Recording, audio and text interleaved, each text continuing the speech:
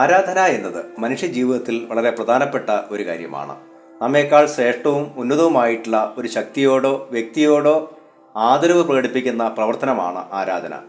പഴയ കാലഘട്ടങ്ങളിൽ രാജാക്കന്മാരെയും ഉന്നതരായ വ്യക്തികളെയും ആരാധിക്കുന്ന രീതികളുണ്ടായിരുന്നു. എന്നാൽ ദൈവമാണ് ഏറ്റവും ശ്രേഷ്ഠമായ യാഥാർത്ഥ്യം എന്ന തിരിച്ചറിവാണ് ദൈവാരാധനയിലേക്ക് വ്യക്തികളെ നയിച്ചത്. ഏകദൈവ സങ്കല്പം എന്നത് മനുഷ്യചരിത്രത്തിൽ പിന്നീടുണ്ടായ ഒരു തിരിച്ചറിവാണ്. ആദിമ മനുഷ്യൻ ബഹുദൈവ വിശ്വാസിയായിരുന്നു. അവൻ സൂര്യനെയും ചന്ദ്രനെയും മറ്റ് പ്രകൃതിശക്തികളെയും ആരാധിച്ചു.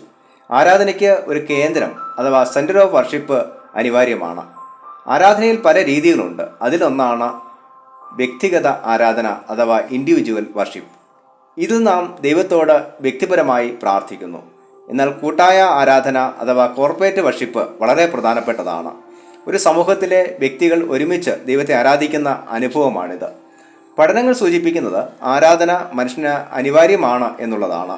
മനുഷ്യൻ്റെ മാനസിക ശാരീരിക ആരോഗ്യം നിലനിർത്തുന്നതിൽ ആരാധനയ്ക്ക് വലിയ പങ്കുണ്ട്. ഇത് അമിത ഉത്കണ്ഠ, മാനസിക സമ്മർദ്ദം, വിഷാദം എന്നിവ അകറ്റാനും മനസ്സിനെ ശാന്തമാക്കാനും ഏകാഗ്രത വർദ്ധിപ്പിക്കുവാനും ഇടയാക്കുന്നു. അതുകൊണ്ട് തന്നെ ദിനംതോറുമുള്ള വ്യക്തിഗത പ്രാർത്ഥനകളും വളരെ പ്രധാനപ്പെട്ടതാണ്. ഇത് മനുഷ്യ മനസ്സുകളെ ശാന്തമാക്കുന്നത് കൂടാതെ വ്യക്തിബന്ധങ്ങളും ഐക്യവും പരസ്പര സ്നേഹവും വർദ്ധിപ്പിക്കുവാനും ഒരു സമ്പൂർണ്ണ വളർച്ചയിലേക്ക് മനുഷ്യനെ നയിക്കുവാനും ഇടയാക്കും.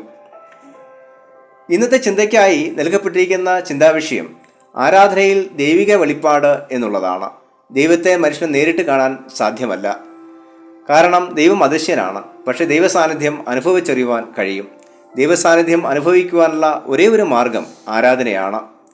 നിരന്തരമായ ദൈവസാന്നിധ്യത്തിലും ദൈവബോധത്തിലും ജീവിക്കുമ്പോഴാണ് മനുഷ്യ ജീവിതം അർത്ഥപൂർണമാകുന്നത്.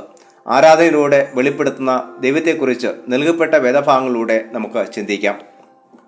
ഒന്നാമതായി, ആരാധന ദൈവത്തിന് നന്ദി അർപ്പിക്കുവാനുള്ള അവസരമാണ്. ആരാധന ദൈവത്തിന് നന്ദി അർപ്പിക്കുവാനുള്ള അവസരമാണ്.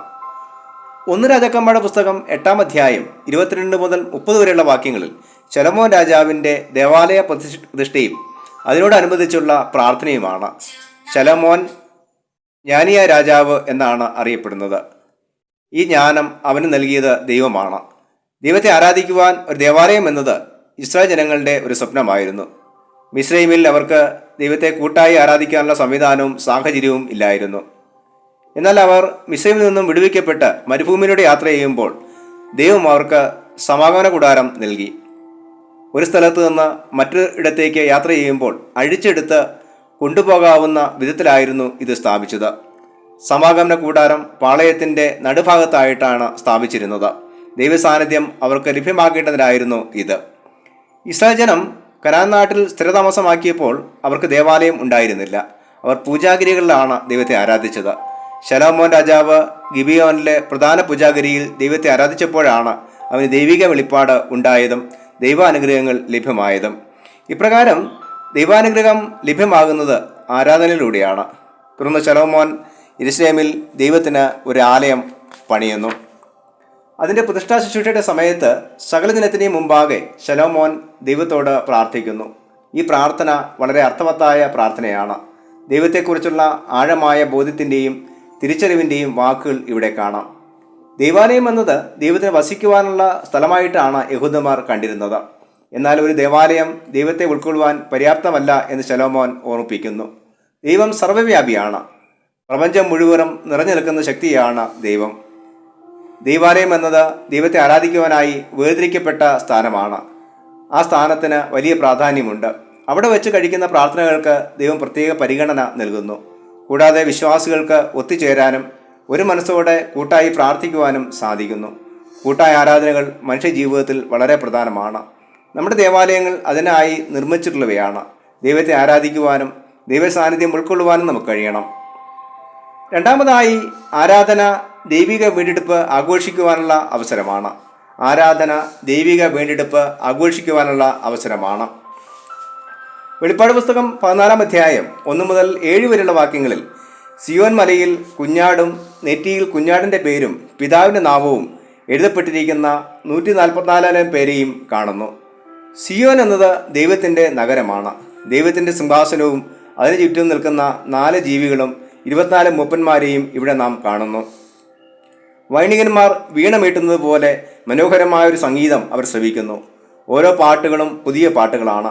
ദൈവം നൽകിയ ഓരോ നന്മകൾക്കും നടത്തികൾപ്പുകൾക്കും നന്ദി അർപ്പിക്കുമ്പോഴാണ് നമ്മുടെ സ്തുതിഗീതങ്ങൾ പുതിയതാകുന്നത്. 144,000 പേർ ഭൂമിയിൽ നിന്ന് കുഞ്ഞാടിൻ്റെ രക്തത്താൽ വിലയ്ക്ക് വാങ്ങപ്പെട്ടവരാണ്. അവർ മാലിന്യമില്ലാത്തവരും കളങ്കപ്പെടാത്തവരും ഫോഷ്ക്ക് പറയാത്തവരുമായിരുന്നു. ഇപ്രകാരം ദൈവസന്നിധിയിൽ വിശുദ്ധിയോടെ നിലനിൽക്കുവാൻ വിളിക്കപ്പെട്ടവരാണ് നാം ഓരോരുത്തരും. തുടർന്ന് ഒരു ദൈവദൂതൻ നിത്യസുവിശേഷവുമായി ആകാശത്തിലൂടെ പറക്കുന്നത് നാം കാണുന്നു. ഈ നിത്യസുവിശേഷം കുഞ്ഞാടിലൂടെ നൽകപ്പെട്ട രക്ഷയുടെ അനുഭവമാണ്. ദൈവത്തെ ഭയപ്പെട്ട് അവന് മഹത്വം കൊടുപ്പിൻ, ന്യായവിധിയുടെ നാഴിക വന്നിരിക്കുന്നു. ആകാശവും ഭൂമിയും സമുദ്രവും നീരുറവുകളും ഉണ്ടാക്കിയവനെ നമസ്കരിപ്പിൻ എന്നും അവൻ അത്യുച്ചത്തിൽ പറഞ്ഞുകൊണ്ടിരുന്നു. ദൈവം നമ്മുടെ സൃഷ്ടാവും പരിപാലകനും വീണ്ടെടുപ്പുകാരനുമാണ്. ദൈവകൃപയിലാണ് നാം നിലനിൽക്കുന്നത്. അതുകൊണ്ട് ദൈവത്തെ ആരാധിക്കുവാനും മഹത്വം കരയറ്റുവാനും നാം കടംപെട്ടവരാണ്. ലഭിച്ച ഓരോ നന്മകൾക്കും നന്ദി പറയണം. ദൈവത്തെ ആരാധിക്കുക എന്നത് മനുഷ്യൻ്റെ തിരഞ്ഞെടുപ്പല്ല, കടമയാണ്. കൂടാതെ ദൈവകൽപ്പനയുമാണ്. അതുകൊണ്ട് ദൈവത്തെ സത്യത്തിലും ആത്മാവിലും ആരാധിക്കുന്നവരായി മാറാൻ നമുക്ക് കഴിയണം. മൂന്നാമതായി, ആരാധന ദൈവിക സാന്നിധ്യവും വെളിപ്പാടും അനുഭവിക്കാനുള്ള അവസരമാണ്. ആരാധന ദൈവിക സാന്നിധ്യവും വെളിപ്പാടും അനുഭവിക്കുവാനുള്ള അവസരമാണ്. മർക്കോസ് എഴുതിയ സുവിശേഷം 3-ാം അധ്യായം 1 മുതൽ 6 വരെയുള്ള വാക്യങ്ങളിൽ യേശു വരണ്ട കൈയുള്ള ഒരു മനുഷ്യനെ സൗഖ്യമാക്കുന്നു. ഇത് കഫർന്നഹൂമിലെ സിനഗോഗിൽ വെച്ചാണ് സംഭവിച്ചത്. ശബത്തിലാണ് യഹൂദന്മാർ ദൈവത്തെ ആരാധിച്ചത്. ശബത്ത് എന്നത് അവർക്ക് ഏറ്റവും പ്രധാനപ്പെട്ടതായിരുന്നു. ശബത്ത് ദൈവത്തെ ആരാധിക്കുവാനുള്ള ദിനമാണ്. മറ്റൊരു ജോലിയും ചെയ്യുവാൻ പാടില്ല എന്നാണ് ന്യായപ്രമാണം നിഷ്കർഷിച്ചിരിക്കുന്നത്. ഇവിടെ ശബത്ത് ദിനത്തിലാണ് യേശു വരണ്ട കൈയുള്ള വ്യക്തിയെ സൗഖ്യമാക്കുന്നത്. ആരാധനയിലൂടെ വെളിപ്പെട്ട ദൈവസാന്നിധ്യമാണ് അവനെ സൗഖ്യത്തിലേക്ക് നയിച്ചത്. എന്നാൽ സൗഖ്യമാക്കൽ പ്രക്രിയ ഒരു പൂർത്തിയായി കണ്ട് അവിടെ കൂടിയിരുന്ന ചിലർ യേശുവിനെ കുറ്റപ്പെടുത്തുന്നു. എന്നാൽ സൽപ്രവൃത്തികൾക്ക് ശബത്ത് തടസ്സമല്ല എന്ന് യേശു ഓർമ്മിപ്പിക്കുന്നു. പുതിയ നിയമത്തിൽ നാം കർത്തൃദിനമാണ് ആചരിക്കുന്നത്. ഈ ദിനം സ്വന്തം കാര്യങ്ങളും മറ്റും ചെയ്യുവാനുള്ളതല്ല, ദൈവത്തെ ആരാധിക്കുവാനുള്ള ദിനമാണ്. ദൈവത്തെ ആരാധിക്കുവാനും ദൈവത്തെ മഹത്വപ്പെടുന്നവരുമായി തീരുവാൻ നമുക്ക് കഴിയണം. കൂടാതെ ആരാധനയിലൂടെ വെളിപ്പെടുന്ന ദൈവസാന്നിധ്യം അനുഭവിക്കുവാനും ദൈവാത്മാവിൽ നിറയുവാനും നമുക്ക് ഇടയായിത്തീരണം. ഇപ്രകാരം ആരാധനയിലൂടെ വെളിപ്പെടുന്ന ദൈവത്തെ അനുഭവിച്ചറിയുവാൻ നമുക്ക് ദൈവം സഹായിക്കുമാറാകട്ടെ. ആമേൻ.